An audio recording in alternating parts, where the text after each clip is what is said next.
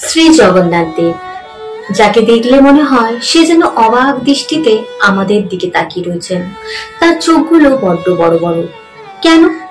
তার দুইখানা হাত নেই কেন? এমন প্রশ্ন কম বেশি সকলের মনে জাগে। সে হাসছে, কিন্তু তার হাসি বোঝা যায় না, তার ঠোঁট দেখা যায় না। কেন? এরম অনেক ধরনের প্রশ্ন সকল ভক্তের মনে আসে। সত্যি বলতে কি, শ্রী জগন্নাথ দেবের রূপের একটি ইতিহাস রয়েছে। শ্রী জগন্নাথ দেব শুধুমাত্র এই কলি যুগে উড়িষ্যার পুরী ধামে এই রূপের আবিষ্কার কিংবা এই স্বরূপ ধারণ করেননি, তিনি কিন্তু দাপর যুগেও এই রূপ ধারণ করেছিলেন। শ্রীকৃষ্ণ কিভাবে দাপর যুগে এই জগন্নাথ দেবের রূপ ধারণ করেছিলেন সেই ইতিহাসই আজকে আমরা জানবো। অর্থাৎ পুরীতে যে জগন্নাথ দেব রয়েছেন তার এই রূপ কেন, সেই ইতিহাসই জানবো। কিন্তু সত্যি বলতে কি, আমরা শ্রী জগন্নাথ দেবকে যেমন ভাবেই ভাবি না কেন, শ্রী জগন্নাথ দেব হচ্ছেন প্রেমময়, যার প্রেম কখনো ভোলার নয়। আমাদের চোখে মায়া রয়েছে, মায়া এই জগতে আপনজনের, প্রিয়জনের, ভোগ বিলাসিতা, ইচ্ছা, চাওয়া পাওয়া এই সব কিছু। তাই আমরা এই চোখ দিয়ে শ্রী জগন্নাথ দেবের রূপ কিছুতেই বর্ণনা করতে পারবো না। যেদিন এই চোখ থেকে মায়া সরে যাবে সেদিন আমরা শ্রী জগন্নাথ দেবের রূপের বর্ণনা করতে পারবো। আপনারা বিশ্বাস করবেন না জানি না, করবেন কি করবেন না। একটা সময় ছিল যখন আমি শ্রী জগন্নাথ ধাম পুরীতে গেছিলাম, অনেকবারই গেছি, কিন্তু সেই সময় আমার আধ্যাত্মিক চেতনা জাগেনি। তাই কতবার দেখার পরও আমি শ্রী জগন্নাথ দেবের রূপ কি এতটাই প্রেমময় তা বুঝতে পারিনি। কিন্তু যেদিন আমার জীবনে আধ্যাত্মিক চেতনা ঘটে এবং আমি শ্রী জগন্নাথ দেবকে সেই চেতনা নিয়ে দর্শন করেছিলাম, সেদিন আমি বুঝেছিলাম আসলে শ্রী জগন্নাথ দেব কি। হয়তো আমার মধ্যে সে যোগ্যতা নেই যে আপনাদের বর্ণনা করে আমি শোনাতে পারবো যে শ্রী জগন্নাথ দেব আসলে এই রূপ কেন ধরেছিলেন। তার এই প্রেমময় রূপের মহিমা আমি হয়তো আপনাদের কাছে কীর্তন করতে অসমর্থ হতে পারি, কারণ সত্যি বলতে কি সেই রূপ মুখে বলে কিংবা আপনাদের একটা কাহিনীর মাধ্যমে কখনো বোঝানো সম্ভব নয়, যেটা আপনি অনুভব করতে পারবেন। তার দু হাত নেই, কিন্তু তিনি তবুও যেন দু হাত মানে দিয়ে ডাকছেন, তোর কেউ নেই তো কি হয়েছে, আমি তো আছি, তুই একা মনে করিস না নিজেকে, আমি তো আছি, তোর জীবনে যেই তোকে ছেড়ে চলে যাক আমি তো আছি, তুই আমার কাছে আয় একবার। তাই আপনাদেরকে আমি সেই রূপের মহিমা কীর্তন করে শোনাচ্ছি, যেটি তিনি দাপর যুগে ধারণ করেছিলেন। অর্থাৎ শ্রী জগন্নাথ দেবের এই রূপ তিনি আগেও দাপর যুগে কিন্তু আবিষ্কার করেছিলেন, স্বরূপ ধারণ করেছিলেন। সেই কাহিনী শোনাবো। তো চলুন ভিডিওটা শুরু করা যাক, আর বেশি বাড়াবো না, আপনাদের কাহিনীটি শোনাই চলুন। দাপর যুগে দ্বারকা নগরীতে শ্রীকৃষ্ণের পটরানীরা একবার রোহিণী মাতার কাছে বললেন, মাতা, আপনি আমাদের প্রভুর ব্রজলীলা বলুন, আমরা তা শ্রবণ করতে চাই। তার আগে বলি, একমাত্র রোহিণী মাতা শ্রীকৃষ্ণের ব্রজলীলা, মথুরা লীলা আর দ্বারকা লীলা এই তিন লীলা দর্শন করেছেন। আর কেউ ছিলেন না দ্বারকাতে যে শ্রীকৃষ্ণের এই তিন লীলা দর্শন করেছে। এরপর রোহিণী মাতা বললেন, আমি তো তোমাদের বলতেই পারি, কিন্তু খুব মনোযোগ সহকারে শুনলে তবেই তোমরা সেই লীলার রস সেবন করতে পারবে। তখন শ্রীকৃষ্ণের পটরানীরা বলল, তাহলে মাতা, এইখানে তিনজনকে আসতে দেওয়া যাবে না, তারা যদি আসে আমরা লীলাতে মনোনিবেশ করতে পারবো না।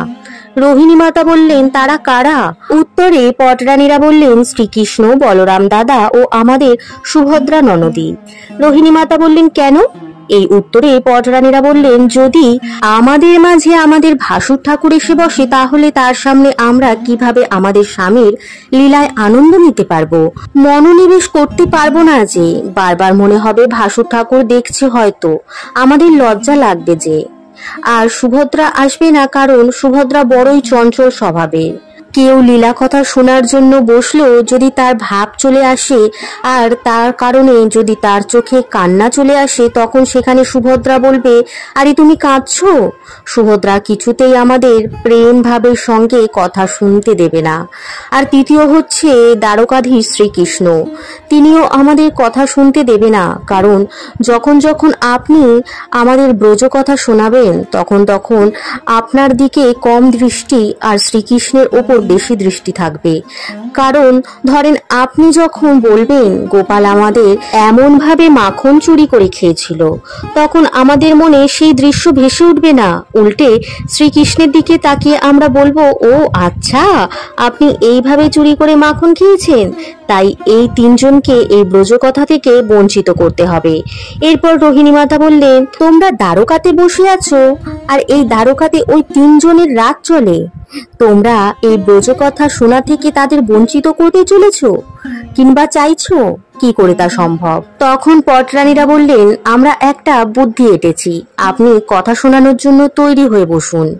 এই বলে তারা বলরাম, সুভদ্রা ও শ্রীকৃষ্ণ যেখানে বসেছিলেন সেখানে গিয়ে হাজির, এবং সেখানে গিয়ে তিনজনকে বললেন, আপনারা এখন বড় হয়েছেন, দায়িত্ব কর্তব্য গৃহস্থ সামলাতে সামলাতে সময় চলে যায়, আমরা আপনাদের অনেক দিন খেলতে দেখিনি, চলুন না কোনো খেলা খেলুন। এই কথা শোনা মাত্র সুভদ্রার তো খুব মজা হলো। বলরামও বললেন, হ্যাঁ ঠিকই তো, অনেকদিন আমরা কিছু খেলিনি, আজ খেলবো। আর শ্রীকৃষ্ণ বললেন, হ্যাঁ অনেক দিন ধরে রাজা রাজা শুনে নিজেকেই ভুলে যাচ্ছি, নিজের আনন্দগুলোও ভুলে বসেছি, আজ তো আমরা খেলবই। খেলার কথা শুনতেই তিনজনের মনে লোভ চলে এলো যে আমরা আজ তিন ভাই বোন মিলে খেলা করব। আর কি খেলা খেলবো? চৌসার অর্থাৎ দাবা জাতীয় একটা খেলা। তিনজন মিলে চৌসার খেলা খেলতে শুরু করলো এবং খুব মনোযোগ সহকারে খেলছে, খুব আনন্দ লাগছে, মাঝে মাঝে উল্লাস দিচ্ছে তিনজনে। রানীরা এরপর দেখলো যখন তারা তিন ভাই বোনের খেলায় মেতে রয়েছে, সুযোগ পেয়ে সকল পটরানীরা সেখান থেকে চলে গিয়ে রোহিণী মাতার কক্ষে অর্থাৎ ঘরে গিয়ে পৌঁছালেন। এই ঘরেই করা হয়েছে আয়োজন লীলা কথা শোনার জন্য।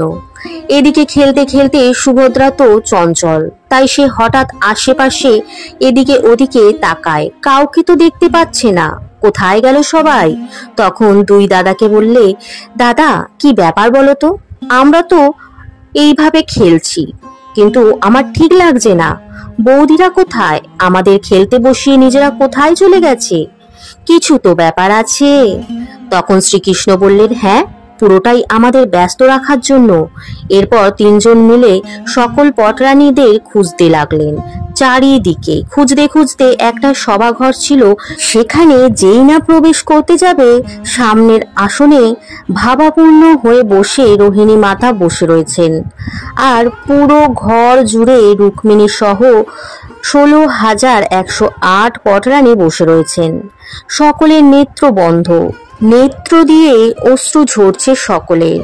বালকৃষ্ণের লীলা শ্রবণ করছে যে, বালকৃষ্ণকে মনে মনে দর্শন করছে। শ্রীকৃষ্ণ তৎক্ষণাৎ দাঁড় করালেন দুইজনকে, অর্থাৎ বলরাম দাদা এবং সুভদ্রাকে।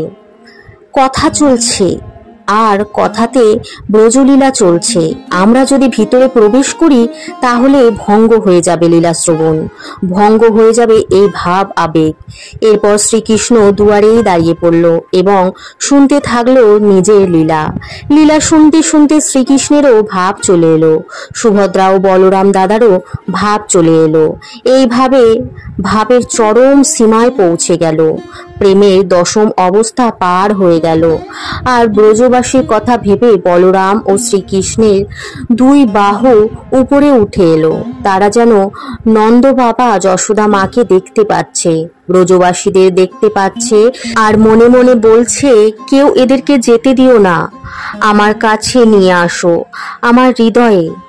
এই প্রেমের চরম সীমায় তিন ভাই বোনের মধ্যে প্রেম এত পরিমাণে ভরে গেছে যে তাদের মুখ, হাত, কান সকল কিছু আর আগের মতো নেই। মনে হচ্ছে সব যেন গলে যাচ্ছে। শ্রীকৃষ্ণের এই রকম গলে যাওয়া রূপ দেখে দেবতারা তাহিমাং তাহিমাং বলে চিৎকার করতে থাকে এবং ব্রহ্মার কাছে গিয়ে বলে, কিছু করুন ভগবান, শ্রীকৃষ্ণ এক্ষুনি জলের সমান হয়ে যাবে, তিনি যেভাবে গলে যাচ্ছে। তখন ব্রহ্মা বললেন, কথাতে যদি ভগবান স্বয়ং কোনো বাধা দিচ্ছে না, তাহলে আমরা বিঘ্ন ঘটানোর কে? তিনি আমাদের অভিশাপ দিয়ে দেবেন। একমাত্র যে কথার রসিক সে এই কাজ করতে পারে। এরপর নারদমণিকে সেখানে পাঠানো হলো। নারদমণি এসে আস্তে আস্তে রোহিণী মায়ের কানে এসে বললেন, হে মাতা, আপনি যদি আর কিছুক্ষণ এই লীলা পাঠ করেন তাহলে আমরা শ্রীকৃষ্ণ, বলরাম, সুভদ্রাকে আর দেখতে পাবো না, কারণ তারা জল কিংবা রসে পরিণত হবে। সঙ্গে সঙ্গে রোহিণী মাতা চোখ খুলে দেখলেন সামনে তিনজন সত্যি ভাবে গলে যাচ্ছে। তাদের হাত, পা, মুখ আর আগের মতো নেই, সকল কিছু যেন গলে যাচ্ছে। রোহিণী মা লীলা সেখানেই বন্ধ করে দিলেন। শ্রীকৃষ্ণ তো জেদ করতে থাকলেন, আরো শোনাও আমার লীলা। রোহিণী মা বললেন, না।